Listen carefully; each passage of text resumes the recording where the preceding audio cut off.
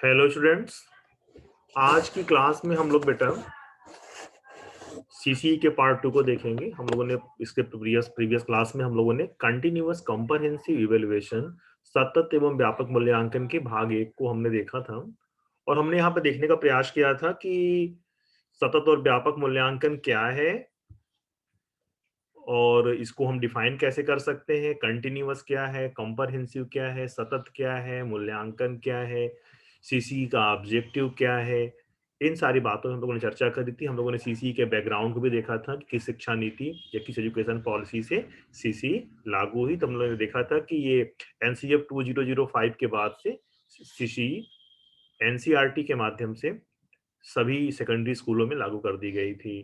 ठीक है, फिर उसके बाद हम लोगों ने देखा कि सीसी करने के लिए हमें क्या करना पड़ता है। तो हमने देखा कि फॉर्मेटिव और समेटिव असेसमेंट के द्वारा हम सीसी कर सकते हैं, हम कंटिन्यूअस और कॉम्प्रहेंसिव इवैल्यूएशन कर सकते हैं, दोनों को एक साथ यूज करके। ठीक है, फिर हम लोगों ने सीसी के डोमेन्स को देखे, सीसी के कितने पक्ष हो सकते हैं। अगर हमें सतत एवं व्यापक मूल्यांकन करना है तो सतत और व्यापक मूल्यांकन के लिए हमें कितने पक्षों का प्रयोग करना पड़ेगा। तो हम लोगों ने देखा कि इसमें तीन पक्ष होते हैं, स्कूलिस्टिक, को स्कूलिस्टिक और नॉन स्कूलिस्टिक। ठीक है, यानी जो है विद्यालयी, सहविद्यालयी और गैर विद्यालयी, ये तीन तरह के मूल्यांकन किए जाते हैं। और हमने बताया था पिछली क्लास में कि स्कूलिस्टिक या विद्यालयी मूल्यांकन या जो स्कूलिस्टिक डोमेन होता है, जो विद्यालयी मूल्यांकन होता है, उसमें जो जिस बच्चों को जो क्लासरूम में हम पाठ्यक्रम पढ़ाते हैं, जो उनकी फॉर्मल लर्निंग होती है या उनकी फॉर्मल टीचिंग होती है, जिसमें उनको पेपर्स चलते हैं, उस पेपर्स का इवेल्युएशन करते हैं। ठीक है, फिर हम लोगों ने बात की आगे कि इवेल्युएशन का मॉड क्या होगा।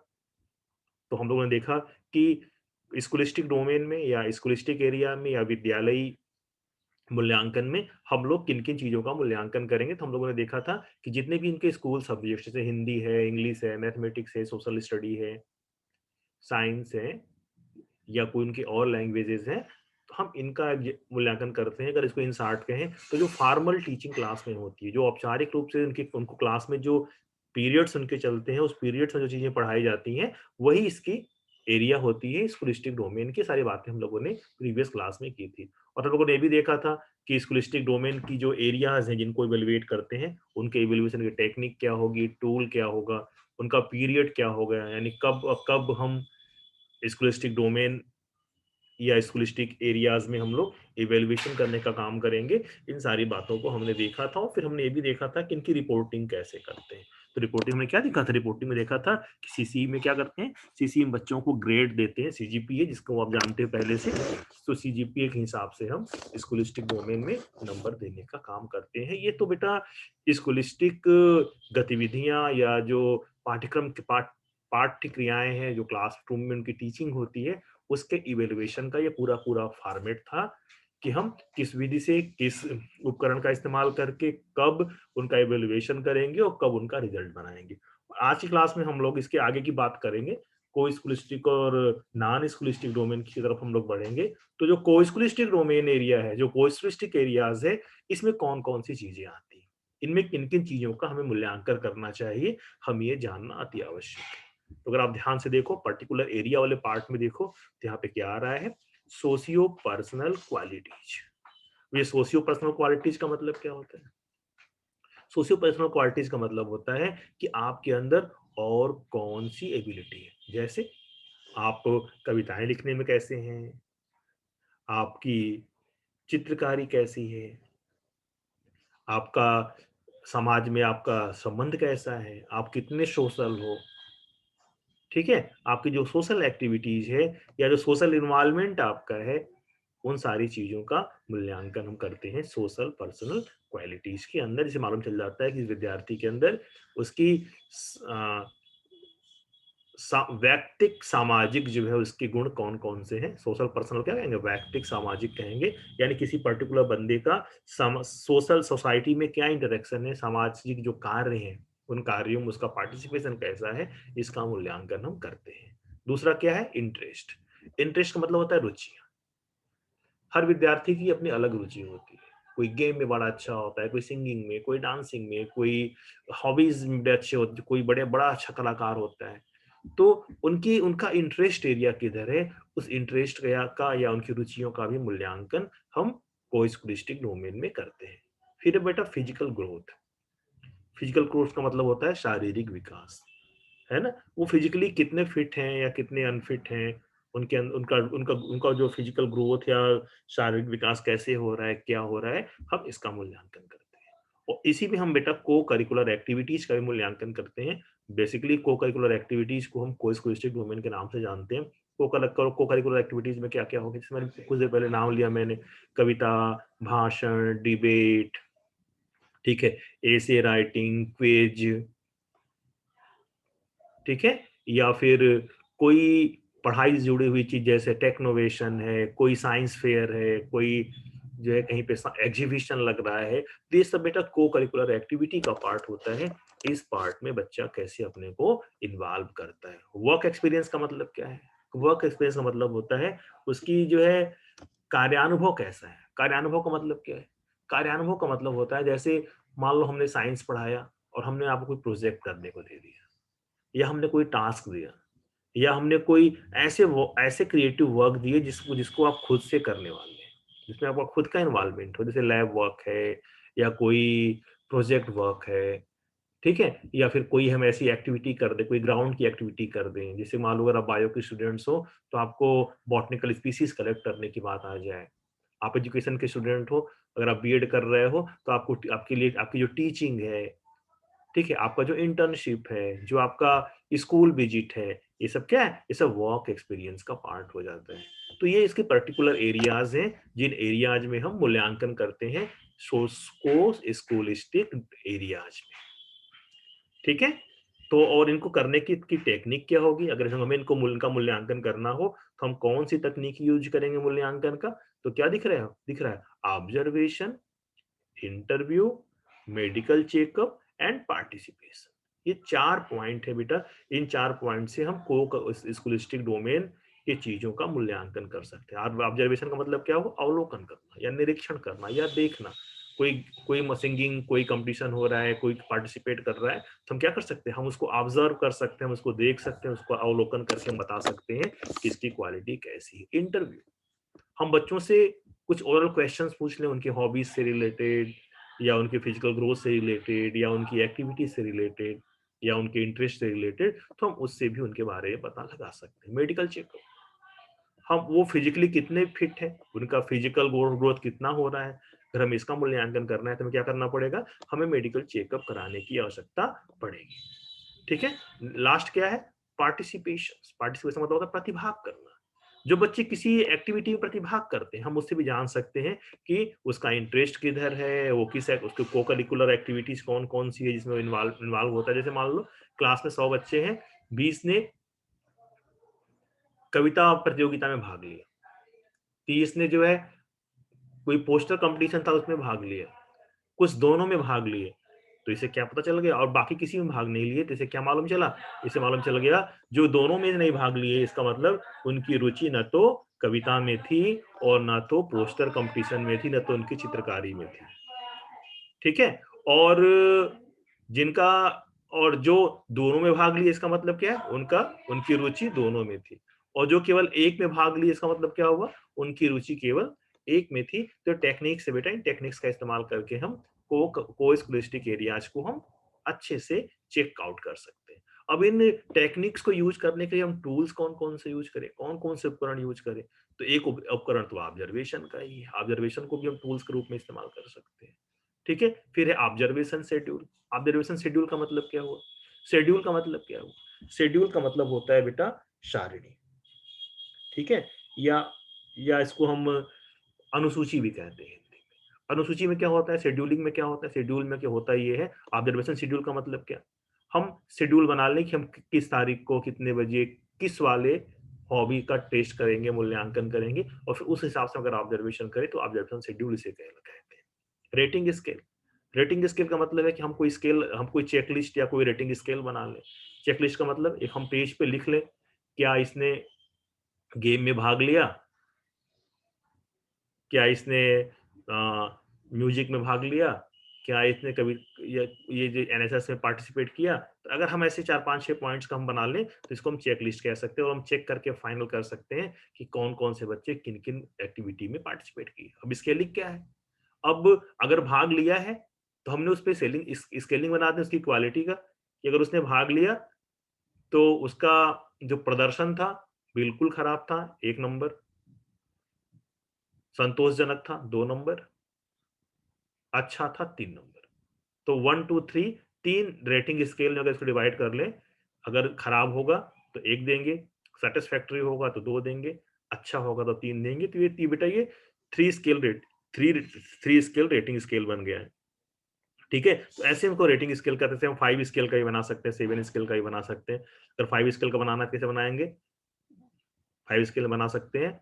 बहुत बहुत खराब, खराब, संतोषजनक, अच्छा, बहुत अच्छा। देखो 5 स्केल में बन गया। सबको 1, 2, 3, 4, 5 मार्क्स देके हम बच्चों को कैटेगराइज़ कर सकते हैं। ठीक है? ये रेटिंग स्केल की बात हुई। प्रोफाइल का मतलब क्या? प्रोफाइल का मतलब हम प्रोफाइल के द्वारा भी किसी बच्चे के इन सारी चीज़ों को चेक कर सकते हैं। प्रोफाइल आप जब प्रोफाइल के नाम से मेरा एक वीडियो यूट्यूब पे है, आप चाहो तो उसको देख भी सकते हो और वहाँ से आप प्रोफाइल क्या है जान सकते। प्रोफाइल का मतलब होता है किसी बच्चे के बारे में हम पूरी इन्फॉर्मेशन कलेक्ट करें। जैसे आपका मेंटी रजिस्टर है, मेंटी रजिस्टर भी सेम प्रोफाइल जैसा ही होता है। इसमें भी हम बच्चों की सारी इन्फॉर्मेशन, उसकी हॉबीज, उसके इंटरेस्ट, उसकी लाइकिंग, उसकी डिसलाइकिंग सब लिखी होती है। हम उसको पढ़कर भी हम बच्चों के इसके को स्कॉलस्टिक एरियाज को हम इवेलुएट कर सकते हैं। ठीक है? Using names by doctor. Doctor ने कोई नाम दे दिया कि 16 साल का बच्चा इतने वेट का होगा तो वो स्वस्थ होगा, उसके ना नेल ऐसे होंगे, उसकी आँखों का कलर ऐसा होगा, उसके हाथ-पैर की डिज़ाइन ऐसी होगी। अगर किसी डॉक्टर ने कोई एक नाम हमें डिसाइड कर दिया, कोई मानक बता दिया कि अगर बच्चों के अंदर ये क्वालिटी होगी तो बच्चा स्वस्थ होगा, अगर ये चीज़ें नहीं होंगी तो बच्चा अस्वस्थ होगा, तो उस नॉर्म के अगेंस्ट भी हम कोई स्कॉलस्टिक एरियाज़ में उसका मूल्यांकन आसानी से कर सकते हैं। अब बात आती है कि कोई स्कॉलस्टिक डोमेन में मूल्यांकन हम कब-कब करें? तो मूल्यांकन हम मंथली कर सकते हैं, टर्मिनल कर सकते हैं और एनुअल कर सकते हैं। ठीक है? और इसकी भी रिपोर्टिंग कैसे होती है? इसकी भी रिपोर्टिंग हम ग्रेडिंग के थ्रू कर सकते हैं। ग्रेडिंग के द्वारा इसकी भी रिपोर्टिंग हम कर सकते हैं। ठीक है? तो ये तो बेटा कोई स्कॉलस्टिक और स्कॉलस्टिक डोमेन में रिपोर्टिंग की बात हुई और आप सचमुच में अगर आप किसी छोटे बच्चे की आज प्रोग्रेस कार्ड को देखो, मार्कशीट को देखो, तो मार्कशीट में 2 जगह ग्रेडिंग होती है। एक ग्रेडिंग उसकी स्कॉलस्टिक डोमेन की होती है और दूसरी ग्रेडिंग उसके को स्कॉलस्टिक डोमेन या नॉन स्कॉलस्टिक डोमेन की होती है। ठीक है? तो इस तरह से हम ग्रेड कर सकते हैं और इस तरह से हम बच्चों का व्यापक और सतत मूल्यांकन कर सकते हैं। सतत का मतलब क्या हुआ? हम उनको वीकली, हम उनको जो है हम उनको वीकली, हम उनको मंथली, हम उनको एनुअली या हाफ ईयरली अगर उनको हम इवैल्यूएट कर रहे हैं या उनको डेली इवैल्यूएट कर रहे हैं, तो ये कंटीन्यूअस इवैल्यूएशन हुआ। और कॉम्प्रिहेंसिव या व्यापक का मतलब क्या हुआ? हम उनके इंटरेस्ट को भी मेजर कर रहे हैं, हम उनके जो है फॉर्मल जो उनकी लर्निंग है उसको भी मेजर कर रहे हैं। उनके सब्जेक्ट वाइज उनको मेजर कर रहे हैं, उनकी क्वालिटी, उनकी हाइजीन, उनका फिजिक, हम ओवरऑल उनका इवैल्यूएशन कर रहे हैं और बच्चे को जहाँ भी प्रॉब्लम हो रही है हम उनका हेल्प कर रहे हैं। अगर बच्चों का इंटरेस्ट पर्टिकुलर किसी सब्जेक्ट में नहीं आ रहा है, तो टीचर क्या करता है? रेमेडियल टीचिंग चला के उसमें उसको प्रोग्रेस देने का काम करता है, उसको आगे बढ़ाने का काम करता है। ठीक है? तो इस तरह से हम स्कॉलस्टिक और को स्कॉलस्टिक डोमेन के इवैल्यूएशन के माध्यम से हम बच्चों का सतत एवं व्यापक मूल्यांकन कर सकते हैं। यही जो है, जो एनसीएफ है, नेशनल करिकुलम फ्रेमवर्क 2005 है, प्रोफेसर यशपाल वाला, उसमें यही सारी बातें कही गई हैं और इसीलिए एनसीईआरटी के माध्यम से या एससीईआरटी के माध्यम से भारतवर्ष के सभी स्कूलों में आज ग्रेडिंग सिस्टम या कॉम्प्रहेंसिव इवैल्यूएशन का जो सिस्टम है कंटीन्यूअस का, इसको लागू कर दिया गया है। ठीक है? अब हम लोग बात करेंगे बेटा इसके नीड की बात करेंगे। सीसीई की नीड क्यों है? सीसीई क्यों आवश्यक है? तो पहली इसकी नीड क्या है? Assess the performance of the learner. शिक्षार्थियों के प्रदर्शन का आकलन करने के लिए, यानी शिक्षार्थी का प्रदर्शन, सारे उसके जो एरियाज हैं, जो सारे उसके डोमेन्स है डेवलपमेंट के, उस डेवलपमेंट्स के डोमेन में उसका प्रदर्शन कैसा है, उसका परफॉर्मेंस कैसा है, वो कितना उसमें अच्छा कर रहा है या कितना खराब कर रहा है। इसको अगर हम इसका असेसमेंट करना है, हमको अगर इसको एसेस करना हम चाहते हैं, तो हमें सीसीई करना चाहिए। Use variety of techniques to collect information about learner. Learning and progress in interest subject. यानी विभिन्न तकनीकियों का उपयोग करके विद्यार्थी के विभिन्न तकनीकियों का उपयोग करके हम क्या कर रहे हैं, हम विद्यार्थियों के जो उसका डिफरेंट सब्जेक्ट्स है, उन डिफरेंट सब्जेक्ट्स में उनका अचीवमेंट कितना है, उनका प्रदर्शन कैसा, उनकी प्रगति कैसा है, हम इसका मूल्यांकन करने के लिए भी हम सीसी का इस्तेमाल करते हैं। Continuous collection and record of information. अगर हमें बच्चों की के प्रगति की जानकारी अगर हमें लगातार सततता से अगर हमें रिकॉर्ड कर दी है, अगर हमें उसे संग्रह करना है, तब भी हमें सीसीई करने की आवश्यकता पड़ेगी, क्योंकि बिना सीसीई के हम लगातार बच्चों के प्रोग्रेस को न तो मॉनिटर कर सकते हैं, न तो उसका रिकॉर्ड बना सकते हैं, न तो उनको हम कोई सजेशन दे सकते हैं, न तो हम उनको डायग्नोज कर सकते हैं, न तो उनको कोई रेमेडी दे सकते हैं। हम ऐसा कुछ भी नहीं कर सकते। इन सब कुछ को करने के लिए जरूरत किसका है? जरूरत है सीसीई का, कंटिन्यूअस कॉम्प्रहेंसिव इवेल्युएशन की आवश्यकता हो। ठीक है, यही सारी बात नीचे की स्लाइड्स में भी आपको दिख रही होगी। अब इसको आगे एक बार रीड कर लीजिए आप। क्या लिखा हुआ है? Give importance to every learners way to responding and learning and the time taken for learning. Provide feedback that will lead to positive action and help the learner to the better। ठीक है ना? तो ये सारी बातें जो हमने बताई, नीड क्या है? नीड सिर्फ इतना है कि बच्चों को अगर हमें मल्टी डायमेंशनल ग्रोथ करना है तो सीसीई करना पड़ेगा। बच्चों के मल्टी डायमेंशनल ग्रोथ के लिए अगर उनके प्रोग्रेस को चेक करना है तो हमें सीसीई करना पड़ेगा। उनको कोई सुझाव देना है, कोई सुधार करना है, तब सीसीई करना पड़ेगा। और अगर हमें उसका रिकॉर्ड बना के रखना है, संग्रह करना है, रिकॉर्ड बनाना है, तब भी हमको सीसीई करने की आवश्यकता पड़ेगी। ये सीसीई की बेटा नीड्स हो गई। अब बात करते हैं बेनिफिट ऑफ सीसीई की। इसका फायदा क्या है? सीसीई क्यों करें? सीसीई का फायदा क्या है? It help to develop the 3 domain skill of the learner. ठीक है, ये विद्यार्थियों का 3 डायमेंशनल डेवलपमेंट करता है, मतलब या मल्टी डायमेंशनल डेवलपमेंट कर रहा है। बहुआयामी विकास के लिए ये आवश्यक है। अगर हम बच्चों के स्कूलिस्टिक को भी अगर इंप्रूव करना है, को स्कूलिस्टिक को भी करना है और नॉन स्कूलिस्टिक को भी अगर इंप्रूव करना है, तो हमें सीसीई की आवश्यकता पड़ेगी। क्योंकि अगर बच्चों का चहुमुखी विकास करना है, ठीक है, तो हमें क्या करना पड़ेगा? हमें सीसीई करनी पड़ेगी। हमें कंटिन्यूअस कंप्रहेंसिव इवैल्यूएशन का सहारा लेना पड़ेगा।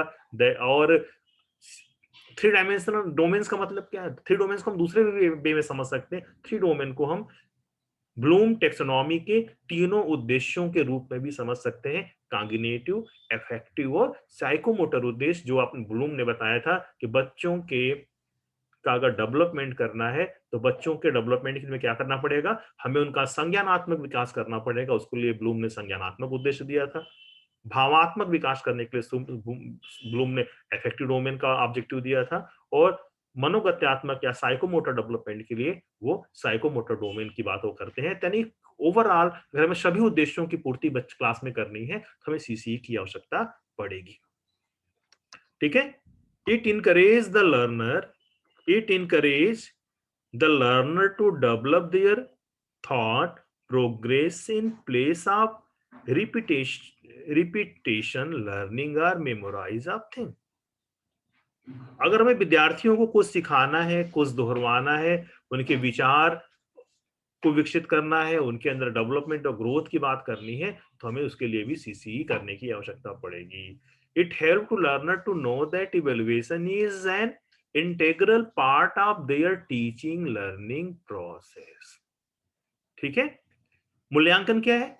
मूल्यांकन इंटीग्रल पार्ट है। मूल्यांकन जो है उस किसी भी टीचिंग लर्निंग प्रोसेस में जो मूल्यांकन का हिस्सा है, मूल्यांकन का हिस्सा उसी में जुड़ा हुआ हिस्सा है। क्योंकि बिना मूल्यांकन के हम शिक्षक और अधिगम की प्रक्रिया की बात नहीं कर सकते। इसीलिए आपने प्रीवियस क्लासेस में देखा था, चाहे वो लेवल ऑफ टीचिंग की बात करें, चाहे हम किसी भी टीचिंग मॉडल की बात करें या किसी भी टीचिंग प्रोसेस की बात करें, हर प्रोसेस में, हर टीचिंग के फेज में इवैल्यूएशन एक कंपल्सरी शर्त होता है।